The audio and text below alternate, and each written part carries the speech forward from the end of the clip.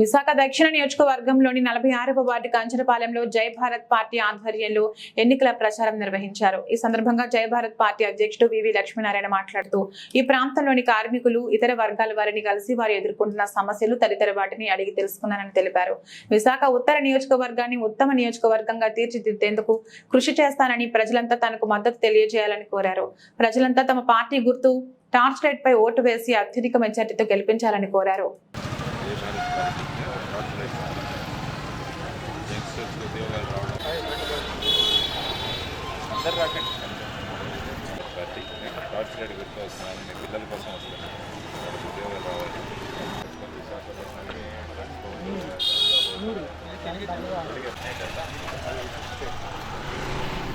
ఉద్యోగాలు రావట్లా, ఎవరు పోరాడేవాళ్ళు లేరు.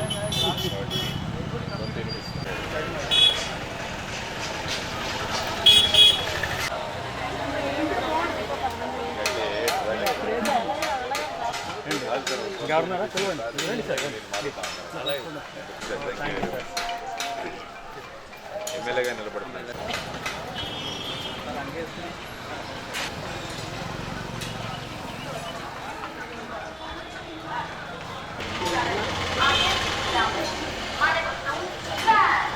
మాట్లాడు బ్రదర్, మర్చిపోకండి సార్ ఎమ్మెల్యేగా నిలబడుతున్నారు.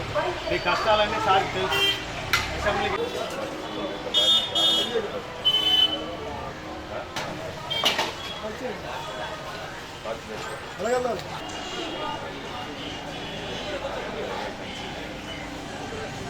పాలెంలోని వార్డు నెంబర్ 46లో ఈరోజు ఎన్నికల ప్రచారం, అదేవిధంగా ఇక్కడ ప్రజల యొక్క సమస్యలు, వారి యొక్క కాంక్షలు ఆకాంక్షలు తెలుసుకోవడానికి ఈరోజు ఇక్కడికి రావడం జరిగింది.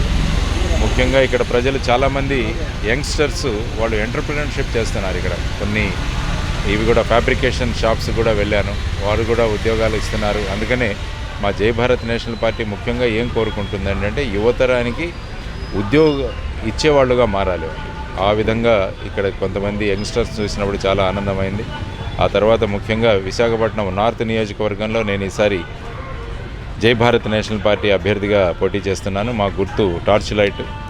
ముఖ్యంగా నేను సంకల్పిస్తున్నది ఏంటంటే విశాఖ ఉత్తర నియోజకవర్గాన్ని ఒక ఉత్తమమైన నియోజకవర్గంగా తీర్చిదిద్దాలి. ఆ తర్వాత రెండవది ముఖ్యంగా విశాఖలో డ్రగ్స్ గంజాయి చాలా ఎక్కువైపోయింది. తర్వాత చదువుకున్న పిల్లలకి ఉద్యోగాలు రావట్లేదు. సో వీటన్నిటి గురించి కూడా సమగ్రమైన ప్రణాళిక చేసి ఈ ప్రాంతంలో ఒక మంచి నాలెడ్జ్ హబ్ ఒకటి తయారు చేసి, స్కిల్ డెవలప్మెంట్ సెంటర్ ఒకటి పెట్టి, మంచి లైబ్రరీ ఒకటి ఎస్టాబ్లిష్ చేసి, పిల్లలందరూ కూడా మంచి నైపుణ్యాలతో ముందుకు వెళితే వాళ్ళకు ఉద్యోగాలు చక్కగా వస్తాయన్నది ప్రధానమైన సంకల్పన. అందువల్ల విశాఖ ఉత్తర నియోజకవర్గం వారందరికీ కూడా నేను చేస్తున్న విన్నపం, ఈసారి జై భారత్ పార్టీ తరఫున మీరందరూ సహకరిస్తే మీ అందరి గళాన్ని నేను అసెంబ్లీలో వినిపిస్తాను. ఎందుకంటే అసెంబ్లీ స్టాండర్డ్స్ కూడా చాలా దారుణంగా పడిపోయాయి. అక్కడ ఏ విధంగా ఎమ్మెల్యేలు మాట్లాడుతున్నారు, ఒకరినొకరు దూషించుకుంటున్నారు. కాబట్టి రాజకీయ స్థాయి కూడా మనం పెంచాలి అన్న బాధ్యత నా మీద ఉంది. సో వీటన్నిటినీ సంకల్పిస్తూ ఈసారి ఉత్తర నియోజకవర్గంలో పోటీ చేస్తున్నాను.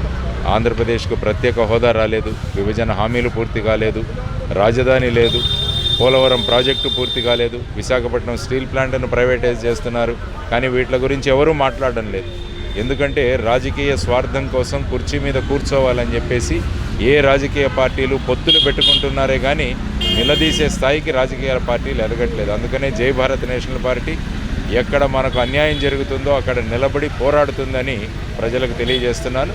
సో మీ అందరూ కూడా మరొకసారి ఆలోచించండి. మీ అందరి కోసం ఒక ఆల్టర్నేటివ్గా జై భారత్ నేషనల్ పార్టీ వచ్చింది. సో మమ్మల్ని అందరినీ కనుక మీరు మీ ఓటు ద్వారా విజయం ఇవ్వగలిగితే మిమ్మల్ని మీరే అసెంబ్లీలో చూసుకోవచ్చు. మీరు మాట్లాడుతున్నట్టే మేము మాట్లాడతాం. మీ ప్రతి సమస్యను అసెంబ్లీలోకి తీసుకువెళ్తామని మీ అందరికీ తెలియజేస్తున్నాను. జై హింద్, జై భారత్.